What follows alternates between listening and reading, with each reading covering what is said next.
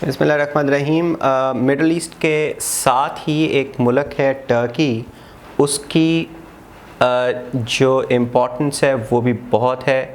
ये देखें, ये टर्की, अगर मैं इसको बनाऊं, मैप शायद इतना एक्यूरेट ना हो लेकिन बहरहाल आपको समझ लग जाएगी। दिस इज़ टर्की, और टर्की के साथ ही यहाँ पे मिडल ईस्ट के सारे एरियाज़ मौजूद हैं। नीचे देखें सऊदी अरेबिया, उसके साथ ही इराक वगैरह वगैरह।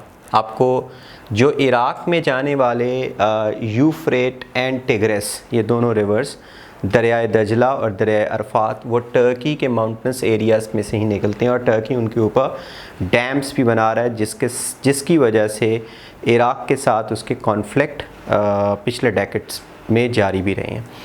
अब अगर टर्की की बात करें तो जोग्राफिकली टर्की जो है सेंट्रल पार्ट बनता है, और ये कनेक्शन बनता है बिटवीन यूरोप एंड एशिया। आप देख सकते हैं टर्की के ऊपर ये यूरोप है और फिर टर्की के नीचे एशिया है।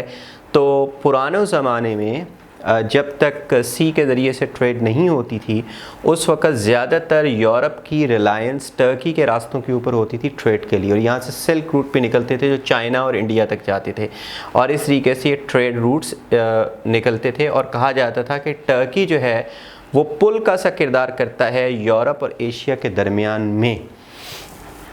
बहरहाल टर्की जो है, टर्की और इसके साथ वाला जो एरिया, ये सेंट्रल पॉइंट रहे हैं ग्रीक सिटी स्टेट्स के, क्योंकि ग्रीक सिटी स्टेट्स इनके पास ही, यानी ये ग्रीस है तो ग्रीस के पास ही ग्रीक सिटी स्टेट्स होती थी, फिर मुख्तलिफ आइलैंड्स जो इसके पास मौजूद थे, और उसके बाद फिर टर्की के अंदर भी कुछ सिटीज़ होती थी जो ग्रीक सिटी स्टेट्स में आती थी। सेंट्रल पार्ट में टर्की भी आता रहा। जो पुरानी एम्पायर्स हैं या पुरानी सिविलाइजेशंस हैं, उसमें टर्की भी एक इम्पॉर्टेंट रोल प्ले करता रहा है। टर्की को यूरोपियन कंट्रीज़ माइनर एशिया भी बोलते हैं। माइनर का मतलब है जो कि जल्द आ जाते हैं, या नियर ईस्ट भी इसको बोलते हैं, कि करीबी जो ईस्टर्न पार्ट है उसमें टर्की और मिडल ईस्ट के इलाके मौजूद हैं।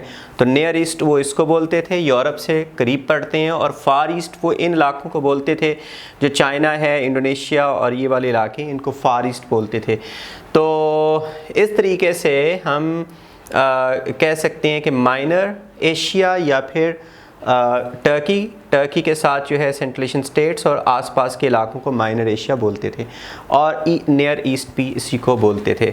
अब हम बात करते हैं पुरानी सिविलाइजेशंस की। तो ग्रीक सिटी स्टेट्स भी टर्की के पास मौजूद थीं। उसके अलावा जब पर्शियन एम्पायर ने राइज़ किया तो टर्की तक उनकी मौजूदगी थी। फिर उसके बाद हम आगे आते हैं ग्रीक सिटी स्टेट्स के बाद रोमन एम्पायर। तो रोमन एम्पायर भी ऑलमोस्ट सिटी स्टेट्स इस एरिया में थी, और उनका सेंट्रल पॉइंट जो था वो टर्की, और टर्की के पास जो इस्तंबुल यानी कॉन्स्टेंटिनोपल का भी एरिया, और उनका अगली जो अगले उनके रूल हैं, पहले तो उनका रोम रहा कैपिटल, जो कि इटली में मौजूद है। फिर उसके बाद कॉन्स्टेंटिनोपल रहा, जो कि टर्की का आज भी कैपिटल तो नहीं, लेकिन टर्की का आज भी एक इंतहाई इम्पॉर्टेंट सिटी है।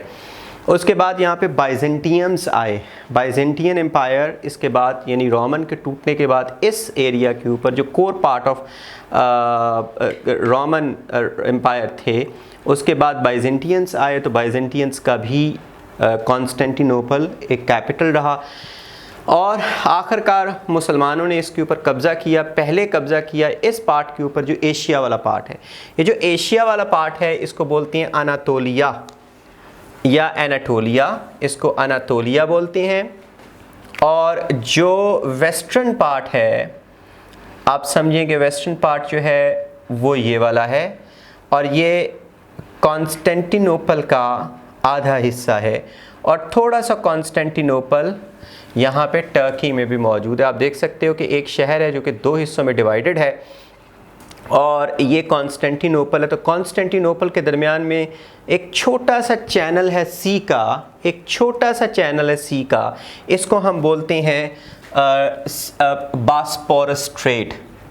बास्पोरस स्ट्रेट बहुत इम्पॉर्टेंट है, क्योंकि बास्पोरस स्ट्रेट से हम कनेक्ट करके तो फिर ईस्टर्न यूरोप में दाखिल हो सकते हैं। ईस्टर्न यूरोप वाला हिस्सा जो मौजूद है कॉन्स्टेंटिनोपल का, या इस वक्त उसको इस्तांबुल बोलते हैं, वहाँ पे हम दाखिल होते हैं तो इसका मतलब यूरोप में दाखिल हो गए हैं।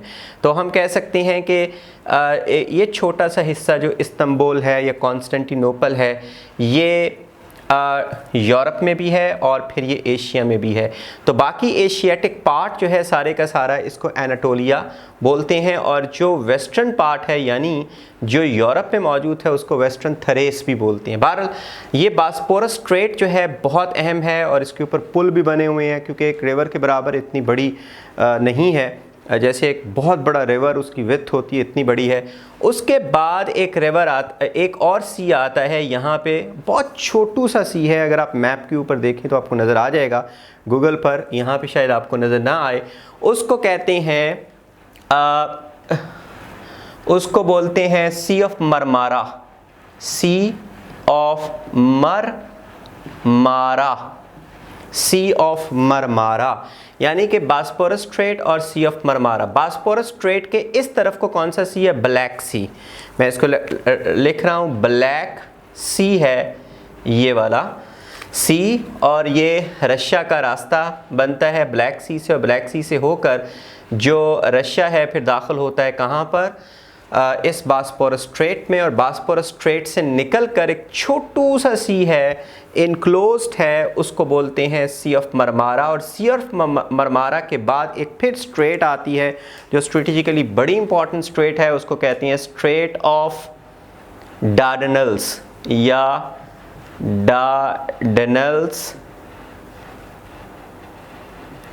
डार्डनल्स स्ट्रेट इसको बोलते हैं। और डार्डनल स्ट्रेट से अगर आप निकलें तो फिर आप एक सी में आते हैं, एजियन सी, जो कि एक छोटा सा सी दोबारा से स्टार्ट हो जाता है।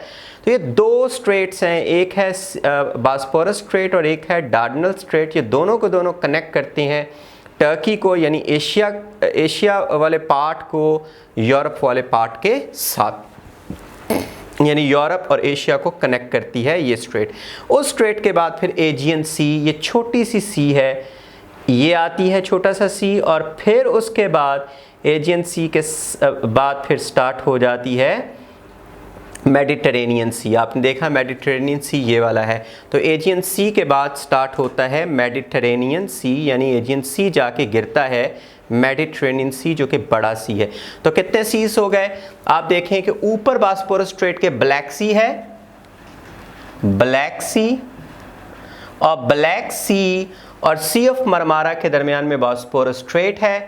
फिर उसके बाद बॉस्फोरस स्ट्रेट के बाद Sea of Marmara, Sea of Marmara और एजियन सी के बीच में डार्डनल स्ट्रेट है, स्ट्रेट ऑफ डार्डनल्स, और फिर एजियन सी दाखिल हो जाता है मेडिटरेनियन सी। यानी कि ब्लैक सी, बॉस्फोरस स्ट्रेट, फिर सी ऑफ मरमारा, फिर डार्डनल स्ट्रेट, छोटा सा चैनल या नैरो पाथ बन जाता है, फिर उसके बाद एजियन सी और फिर Mediterranean C.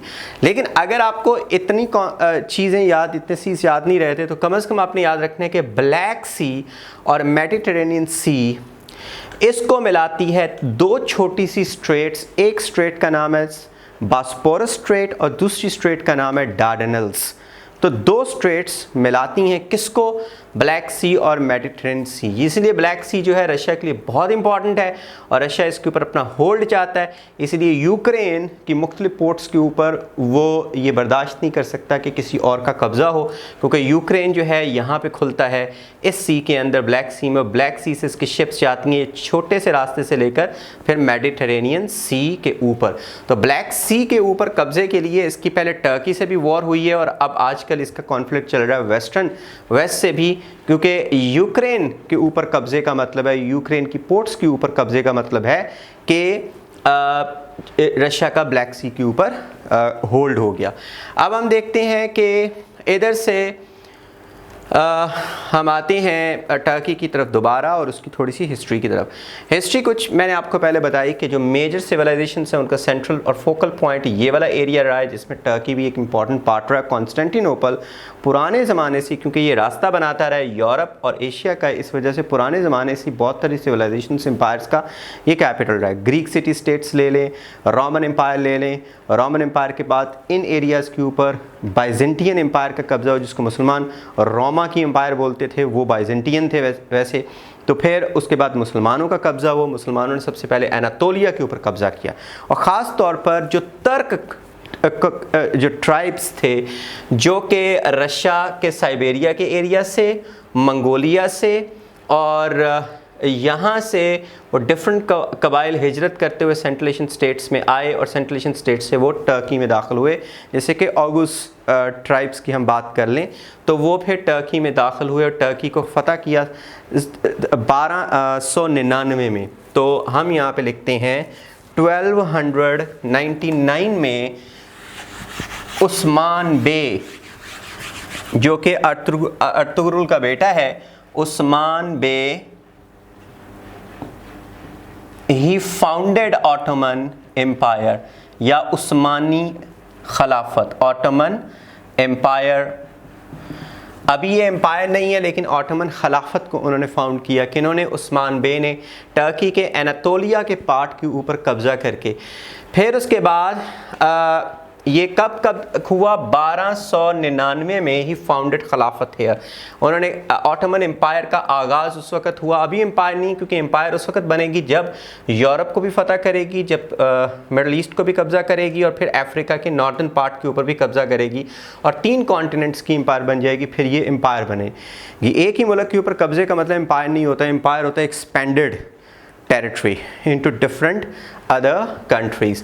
So he founded in 1299 Ottoman Khilafat, and then afterwards next century यानी 1300 onward में वो एंटर हुए ऑटोमन्स यूरोप में, और यूरोप की बहुत सारी कंट्रीज़ को उन्होंने फ़तह किया।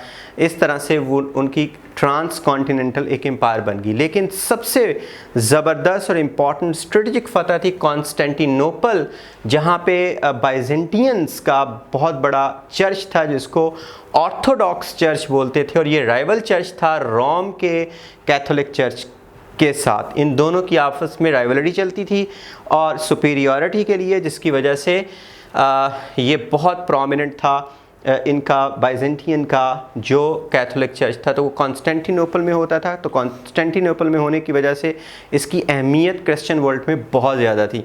तो उस्मान बे के बेटों में से एक बेटा सुल्तान फ़तेह मोहम्मद, या फिर इसको अंग्रेज़ बोलते हैं मोहम्मद द कॉन्करर, वो इसको बोलते हैं मोहम्मद द कॉन्करर, लेकिन हम लोग याद रखते हैं फ़तेह मोहम्मद के नाम से, फ़ातिह मोहम्मद के नाम से, क्योंकि उन्होंने फ़तह किया था कॉन्स्टेंटिनोपल, जो बहुत इम्पॉर्टेंट और स्ट्रेटजिक पॉइंट था उनका। और वो अक्सर कहा करते थे फ़ातिह मोहम्मद कि मैं उनका जो सबसे बड़ा चर्च है बाइजेंटियन में, वहाँ पे जाके अपने घोड़े को घास खिलाऊंगा। तो ये फ़ातिह मोहम्मद थे जिन्होंने कब किया? 1453 में, 1453 में, यानी कि जब एम्पायर को फाउंड किया गया उसके ऑलमोस्ट 1.5 सेंचुरी के बाद सुल्तान फ़ातिह मोहम्मद या सुल्तान मोहम्मद द कॉन्करर ने उसको फ़तह किया, और उसके बाद फिर रास्ता खुल गया यूरोप के अंदर जाने का। इसके बाद जो अपनी हाइट देखी ऑटोमन्स ने, वो सुल्तान Suleiman the Magnificent, Suleiman the Magnificent और मैग्निफिसेंट, जो सुल्तान सुलेमान द मैग्निफिसेंट थे उनके ज़माने में उनकी मैग्नी एन आई है कि ई है, मैं हमेशा कंफ्यूज हो जाता हूँ, नहीं आई ही है आई थिंक। तो सुल्तान सुलेमान द मैग्निफिसेंट के, क्योंकि उन्होंने बल्गारिया तक इसको कॉन्कर कर लिया। बल्गारिया तक कॉन्कर करने के बाद जो ये ऑलमोस्ट एरिया इतना तक सुल्तान सुलेमान के दौर में फ़तह हुआ, और ये सारा बल्कान का एरिया है। इसको कहते हैं बल्कान क्योंकि एक माउंटेन रेंज इस जगह से लेकर दूसरे जो सी है उस तक जाती है। ये वाला सी है ब्लैक सी, और ब्लैक सी से ए वाला सी जो है एड्रियाटिक सी है, यहाँ तक एक माउंटेन रेंज आती है, जिसकी वजह से ये जो एरिया है उसको कहते हैं बल्कान का एरिया। और इसमें बहुत सारी कंट्रीज़ हैं, जैसे सर्बिया है, ग्रीस है, जैसे रोमानिया है, फिर उसके बाद बल्गारिया है, और चेक की कंट्री, आजकल चेक की कंट्री है, मॉन्टेनेग्रो है, बहुत सारी इसमें कंट्रीज़ आती हैं, आप इसको देख सकते हो मैप के ऊपर। लेकिन इसको सुल्तान मोहम्मद के दौर में इसको फ़तह किया गया और आखिरकार इस एरिया के अंदर बल्गारिया को फ़तह करने के बाद इस जगह के ऊपर उन्होंने नॉर्दर्न और वेस्टर्न यूरोप में घुसने की कोशिश की। वियना जो कि ऑस्ट्रिया का कैपिटल है, वेस्टर्न और ईस्टर्न यूरोप को आपस में एक ब्रिज का किरदार अदा करता है। ये वाला एरिया जिसको बोलते हैं ऑस्ट्रिया, और उस वक़्त वियना इसका कैपिटल है। तो वियना के गेट्स पर यहाँ तक सुलेमान द मैग्निफिसेंट गए, लेकिन क्योंकि सर्दी बहुत सख्त थी तो उसके बाद फिर वो वापस आ गए। लेकिन उसके बाद हम देखते हैं तो 1683 में 1683 में दोबारा से वियना को कब्ज़े में करने की कोशिश की, लेकिन यहाँ पर उनको जो ऑटोमन्स थे उनको मार पड़ी, वो उनको डिफ़ीट हो गई और उस वक़्त पूरा यूरोप यूनाइट हो गया अगेंस्ट ऑटोमन्स। जितने भी कॉन्फ्लिक्ट से उन्होंने भुला दिए, उन्होंने सोचा कि एक दफ़ा अगर ऑटोमन्स वियना में दाखिल हो गए तो फिर वेस्टर्न यूरोप को कब्ज़े में कोई नहीं रोक सकता, क्योंकि ऑस्ट्रिया के बाद स्विट्ज़रलैंड स्टार्ट होता है, स्विट्ज़रलैंड के बाद फ्रांस, जर्मनी, ब्रिटेन, ये सारे स्टार्ट होते हैं। तो ऑलमोस्ट सारा यूरोप एक दफ़ा यूनाइटेड हो गया। ऑटोमन्स यहाँ पे शिकस्त खा गए, हालांकि ऑटोमन्स अपनी पीक के ऊपर थे, लेकिन ये शिकस्त यहाँ तक नहीं रही बल्कि बल्गारिया भी उनके हाथ से निकल गया। इस तरह से हम कह सकते हैं कि 1683 यानी 17th सेंचुरी के एंड पर ये start of the decline of the Ottomans था, because they were defeated at the gates of Vienna. And then later centuries we saw, most importantly 18th century and 19th century we saw the declining of power of the Ottomans. Aahista Aahista एक के बाद दूसरी countries जो Balkan की थी वो निकल गई। जैसे कि 19th सेंचुरी के अंदर उनकी जो कंट्री थी ग्रीस, जो बहुत इम्पॉर्टेंट थी, उसने आज़ादी हासिल की, फिर दूसरी ने हासिल की आज़ादी। इस तरीके से आहिस्ता आहिस्ता उनके हाथ से ये निकल गई। और अब हम आते हैं 20th सेंचुरी में, जब ऑटोमन एम्पायर ऑलमोस्ट ख़त्म हो गई।